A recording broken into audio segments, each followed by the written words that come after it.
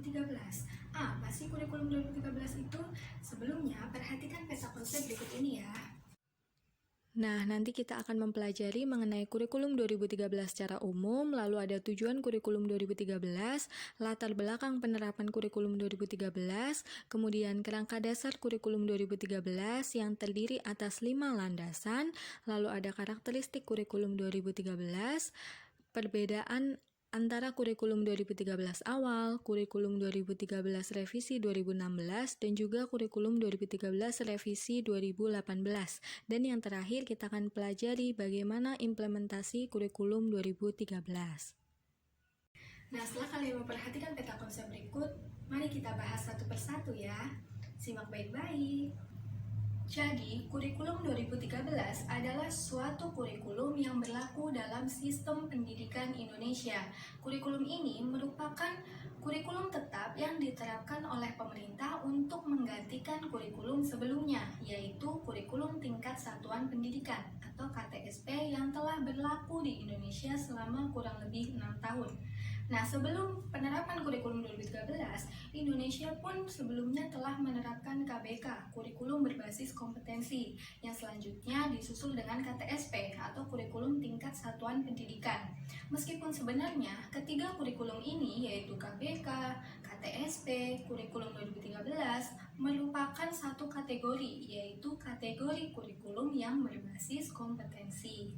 Kurikulum 2013 ini mulai diberlakukan pada pertengahan tahun 2013, namun hanya pada beberapa sekolah saja ya. Jadi dilakukan percobaan pada beberapa sekolah untuk menerapkannya. Seiring berjalannya waktu, ternyata kurikulum 2013 ini mengalami pro dan kontra. Kurikulum 2013 ini sempat diberhentikan sementara pada tahun 2014. Karena kurikulum 2013 ini dinilai belum siap untuk diterima oleh guru dan siswa. Di balik kontroversinya, di balik pro dan kontranya, ternyata kurikulum 2013 ini memiliki tujuan yang sangat bagus, yang sangat baik untuk Indonesia. Jadi tujuan kurikulum 2013 ini yang diterapkan oleh Kemendikbud tertuang dalam Permendikbud nomor 69 tahun 2013 tentang kerangka dasar dan struktur kurikulum sekolah menengah atas dan atau madrasah aliyah yang berbunyi, tujuan kurikulum 2013 adalah untuk mempersiapkan manusia Indonesia agar memiliki kemampuan hidup sebagai pribadi dan juga warga negara yang beriman, produktif, kreatif, inovatif, dan juga afektif, serta mampu berkontribusi pada kehidupan bermasyarakat, berbangsa, bernegara, dan juga peradaban dunia. Jadi, sesuai dengan tujuan kurikulum 2013 tersebut, maka siswa dituntut untuk lebih kreatif, inovatif, cepat tanggap, dan juga lebih memiliki kepercaya diriannya. Selain itu, siswa juga dituntut untuk mampu berpikir logis untuk memecahkan suatu permasalahan. Di samping itu, kurikulum 2013 juga menyisipkan, memberikan unsur-unsur kemasyarakatan, berbangsa, bernegara, dan juga unsur keagamaan agar membentuk karakter siswa. Sesuai dengan tujuan kurikulum 2013 ini, kurikulum ini memiliki 4 kompetensi inti yang berisi tujuan dari proses pembelajaran. Rumusan kompetensi ini tertuang dalam Permendikbud nomor 69 tahun 2013 tentang kerangka dasar dan struktur kurikulum sekolah menengah atas dan atau madrasah aliyah yang berisi 4 kompetensi inti ini, yaitu kompetensi inti sikap spiritual, kompetensi inti sikap sosial, kompetensi inti pengetahuan, dan juga kompetensi inti keterampilan. Kurikulum 2013 dalam perkembangannya selalu mengalami perkembangan, pembaharuan. Alasan perkembangan kurikulum itu ada berbagai macam alasan. Salah satunya yaitu ada tantangan masa depan, di mana semakin berkembangnya zaman, maka kemajuan teknologi dan informasi pun selalu ada. Kemudian ada kompetensi masa depan, di mana generasi masa depan tentunya harus memiliki kecerdasan yang sesuai dengan bakat dan minatnya. Lalu ada persepsi masyarakat, di mana persepsi masyarakat ini menilai bahwa saat ini itu pembelajaran terlalu menitik beratkan pada aspek kognitif. Selain itu, siswa dinilai tidak memiliki karakter yang cukup. Selain itu juga ada beban siswa yang terlalu berat. Nah, dari situlah muncul juga fenomena negatif yang mengemuka, seperti ada perkelahian antar pelajar, lalu ada siswa yang masih mencontek, lalu ada siswa yang menggunakan narkoba, dan lain-lain. Oleh karena itu, penetapan kurikulum 2013 ini dinilai solusi jalan yang tepat untuk menanggulangi masalah mengenai pendidikan karakter tentunya, dan juga untuk meningkatkan kualitas dan kompetensi yang dimiliki oleh generasi-generasi Indonesia. Kemudian kita akan membahas mengenai kerangka dasar kurikulum 2013, di mana ada 5 landasan, yaitu yang pertama landasan filosofi. Pada dasarnya tidak ada satupun filosofi pendidikan yang dapat digunakan secara spesifik untuk mengembangkan kurikulum guna menciptakan manusia yang berkualitas. Namun pada kurikulum 2013 ini digunakan beberapa filosofi, yaitu antara lain yang pertama ada pendidikan berakar pada budaya bangsa untuk menciptakan kehidupan yang lebih baik pada masa kini dan masa mendatang. Lalu yang kedua yaitu peserta didik merupakan pewaris budaya bangsa yang kreatif, menciptakan kemampuan atau kecerdasan intelektual dan juga kecemerlangan akademik melalui pendidikan disiplin ilmu. Dan yang keempat yaitu pendidikan ditujukan untuk kemajuan bangsa yang diciptakan melalui kemampuan intelektual dan juga kemampuan berkomunikasi, sikap sosial, peduli, dan juga mampu berpartisipasi dalam masyarakat dan bernegara. Filosofi ini, kurikulum 2013 bermaksud untuk mengembangkan potensi peserta didik menjadi kemampuan berpikir secara reflektif bagi penyelesaian masalah sosial di masyarakat dan juga untuk membangun kehidupan masyarakat demokratis yang lebih baik. Yang kedua yaitu ada landasan sosiologis. Jadi kurikulum 2013 dikembangkan atas dasar adanya kebutuhan akan perubahan rancangan dan juga proses pendidikan yang sesuai dengan dinamika kehidupan masyarakat, berbangsa, dan bernegara. Jadi dalam hal ini, pendidikan diharapkan akan dapat selalu menjawab tuntutan perubahan sesuai dengan zamannya. Dengan demikian, hasil dari pendidikan tersebut dapat menciptakan manusia dengan siswa-siswa, generasi, peserta didik yang dapat berkontribusi secara optimal dalam upaya membangun masyarakat yang berbasis pengetahuan. Lalu yang ketiga yaitu ada landasan psikopedagogis. Berdasarkan landasan ini, kurikulum 2013 dimaksudkan untuk dapat memenuhi tuntutan perkembangan peserta didik, meliputi perkembangan psikologinya dan juga peserta didik mendapat perlakuan pedagogi sesuai dengan konteks lingkungannya. Oleh karena itu, implementasi kurikulum saat ini tidak hanya menekankan pada pengetahuannya saja, namun lebih menekankan pada proses pembangunan sikap, pembangunan pengetahuan, dan juga keterampilan yang dapat diperoleh melalui berbagai pendekatan dengan cara yang mencerdaskan dan juga mendidik.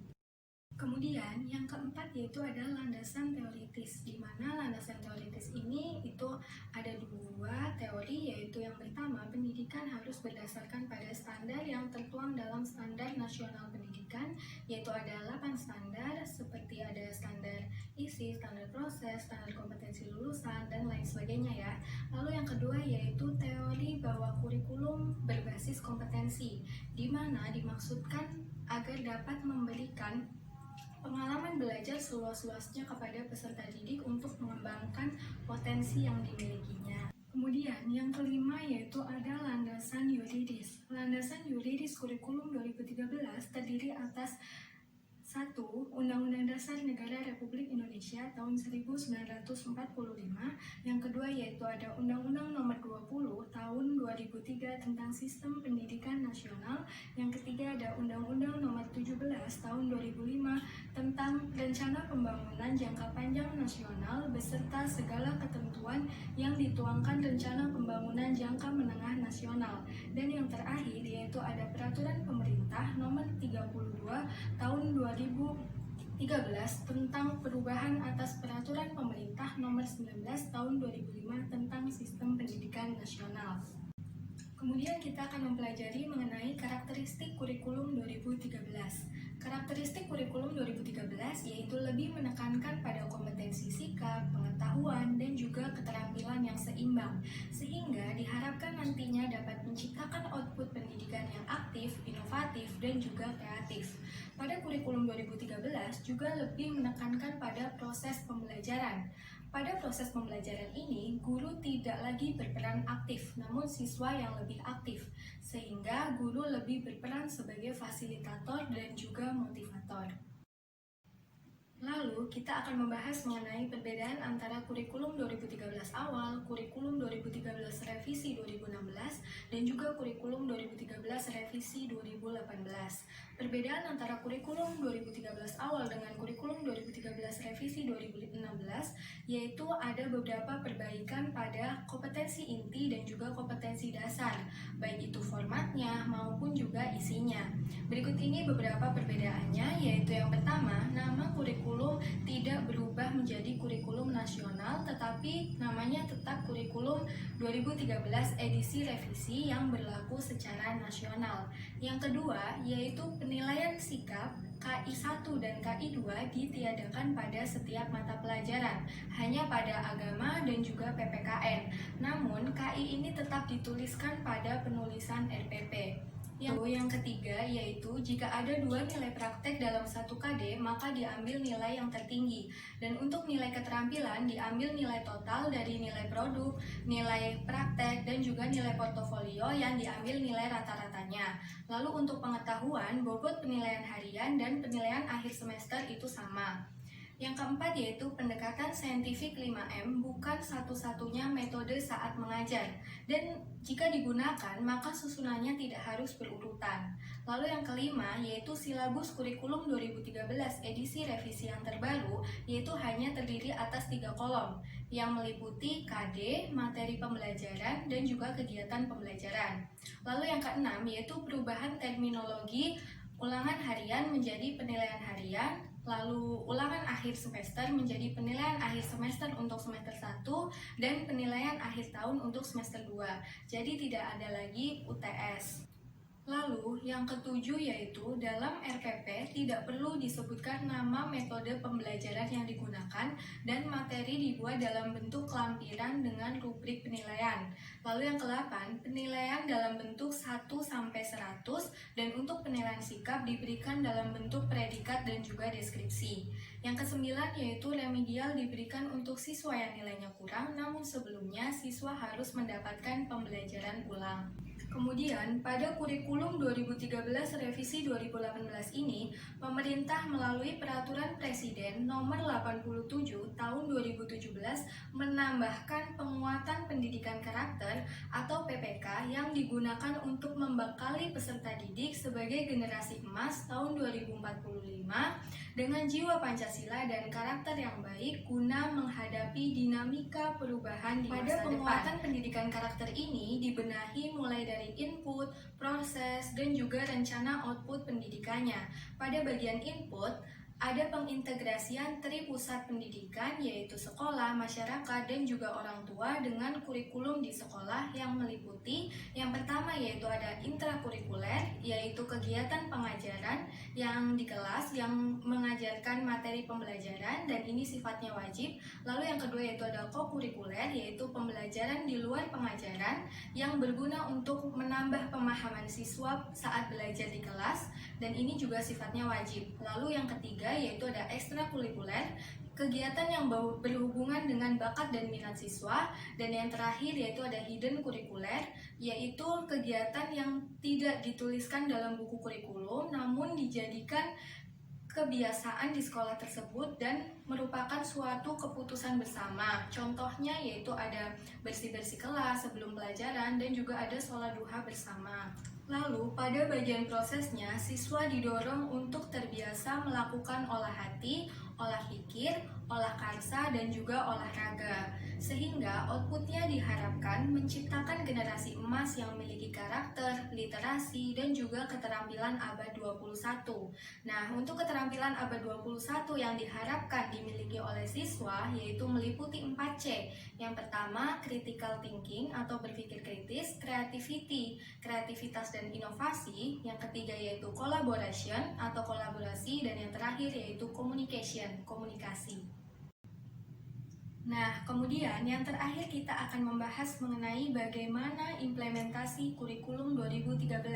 Jadi implementasi kurikulum ini merupakan suatu proses penerapan ide, konsep, dan juga kebijakan kurikulum, suatu aktivitas pembelajaran sehingga peserta didik mampu menguasai seperangkat kompetensi sebagai hasil dari interaksi dengan lingkungannya.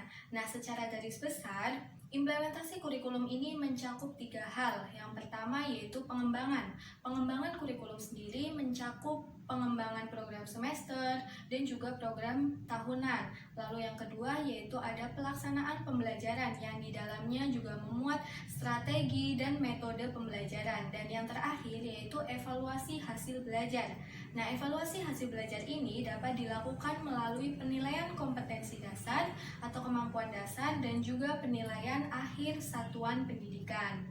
Sehingga dapat kita simpulkan, implementasi kurikulum 2013 ini lebih difokuskan salah satunya yaitu pada bagaimana kesiapan guru dalam mendorong peserta didiknya untuk dapat melakukan berbagai kegiatan pembelajaran yang lebih baik seperti melakukan observasi dan juga mampu menyelesaikan suatu permasalahan dengan lebih baik. Nah, kurang lebih seperti itu ya teman-teman, ruang lingkup kurikulum 2013 yang dapat kita pelajari. Semoga bermanfaat. Sampai jumpa di video selanjutnya. Wassalamualaikum warahmatullahi wabarakatuh.